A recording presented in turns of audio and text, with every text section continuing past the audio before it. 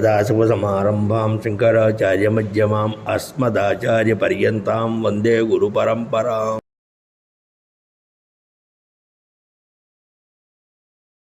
బ్రాహ్మణులు రెండు శక్తులు ఉంటుంది. రెండు శక్తులు ఉంటాయి వాళ్ళలో. ఏమిటి? వాళ్ళు ఉద్ధరించుకోగలరు, ఇతరుని ఉద్ధరించగలరు. వాళ్ళు బాగా వినండి మాట. ఏదో మనం అనుకుంటూ ఉంటాం, వేపనాడు వాడు ఏం చేస్తాడు, వాడు ఏం చేయకపోవడం కూడా మీకు నష్టమే.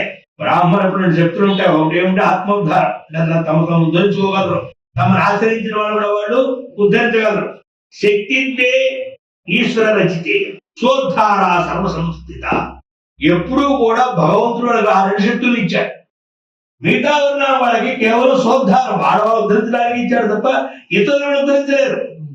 క్షత్రియ వైశ్య శూద్రాదులు ఎవరు కూడా వాడు ఉద్ధరించుకోగలరు. ఇతరులని వాళ్ళు ఎవరు కూడా ఉద్ధరించలేరు. వాళ్ళు నువ్వేం చేశావు? ఇతరులు ఉద్ధరిస్తానన్నట్టుగా బయలుదేరావు. ఎలాగది? పరోద్ధార సర్వత్ర వైశ్యవే బ్రాహ్మణం పేరు. ఇప్పుడు పరోద్ధారం అంటే పరులు ఉద్ధరించడం బ్రాహ్మణుడి కంటే ఇంకెవరి వల్ల కూడా కాదు. నువ్వు అలా శూద్రుడు పోయి బ్రాహ్మణ ధర్మాన్ని ఆశ్రయించావు. ఎంత వర్ణ విద్యం చేశావు, ఎంత వర్ణ విలోమం చేశావు. విప్రే ద్వేవ వర్తేది తస్మ విప్రాగురుభవి. కానీ బ్రాహ్మణుడు ఎప్పుడు కూడా ఆత్మోద్ధారణ పరోద్ధారణ అనే రెండు ధర్మాలు, రెండు శక్తులు వాళ్ళ ఉంటాయి. కాబట్టి ఎప్పుడు విప్రుడు బ్రాహ్మణుడు, విప్రుడు గురువే. మిగతా కూడా గురుతో రాదు లేదు.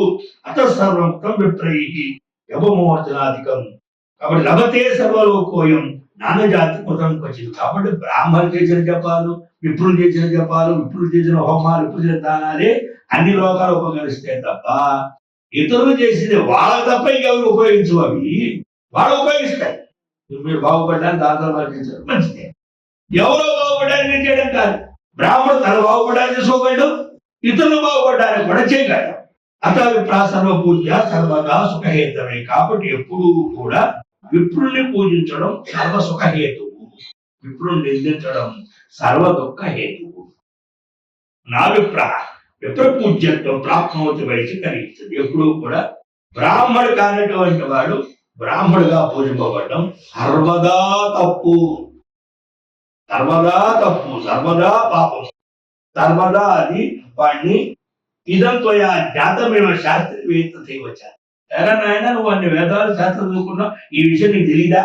నేను చెప్పాలా ఈ విషయం నీకు తెలీదు? అన్ని శాస్త్రాలు చదువుకున్నావు, అన్ని వేదాలు చదువుకున్నావు, వేదాలు ఏం చెప్పావు నీకు తెలుసు, శాస్త్రాలు ఏం చెప్పావు తెలుసు. అయినా ఏం చేశావు?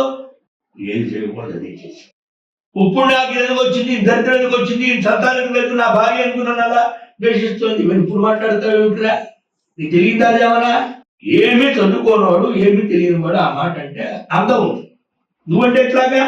కించేదం నజానాసన విప్రహ శూద్ర పూజక. ఎప్పుడూ కూడా బ్రాహ్మడు చేత శూద్రుడు ఎప్పుడు కూడా పూజింపబడకూడదు. ఇది చాలా పెద్ద తప్పు. విప్రసేవ ప్రవర్జ్యాస్తి నాణ్యవర్ణ్యస్య కలిగించింది. ఎప్పుడు కూడా సన్యాసం కూడా బ్రాహ్మణే తీసుకోవాలి, తీసుకోవడానికి వీలేదు. చెప్పాను ఇందాక భిక్షవేషం అని చెప్పాం కదా. వీడు అప్పాసి వెళ్ళి భిక్షవేషం కూడా వేసుకున్నాడు కదా. ఎవరు చేయాలి? బ్రాహ్మణే చేయాలి, చేయడానికి వీలేదు. ఆచార్యత్వం బ్రాహ్మణస్థ స్థాపితం పద్మయోధ. సాక్షాత్ బ్రహ్మదేవుడే ఆచార్యుడుగా బ్రాహ్మణ నియమించాడు. వాడు భూసురాహ అంటారు. వాడు నాణ్యవర్ణస్య జాయేత తప ఆది తద్దు. కాబట్టి ఎప్పుడు కూడా ఇతరులు ఉన్నవాడు తపస్సులు ఇవన్నీ కూడా ఏమీ లేవు.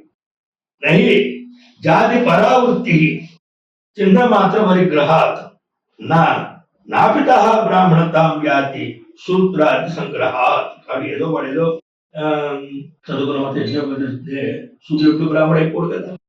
ఈ మధ్యకాలంలో తోడు చేశారండి. కృష్ణా జిల్లాలో బ్రాహ్మణులు చేసుకుని యజ్ఞ బ్రాహ్మణమని పూజలు చేసిన సందర్భాలనే చివరికి వాడు నికృష్ట చావు కూడా చచ్చాడు. అలా చేసిన వాడు కలో బ్రాహ్మణత వీర్య తపశ్చార్యాది నానహి.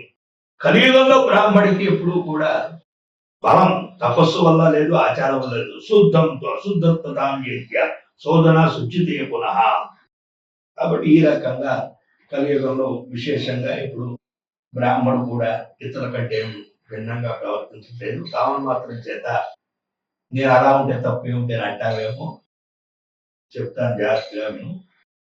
అశుద్ధతాం శుద్ధతామేతి అంటే అపవిత్రమైనప్పటికీ కూడా పవిత్రత్వాన్ని పొందే అవకాశం వాడుకొని ఇతరం లేదు.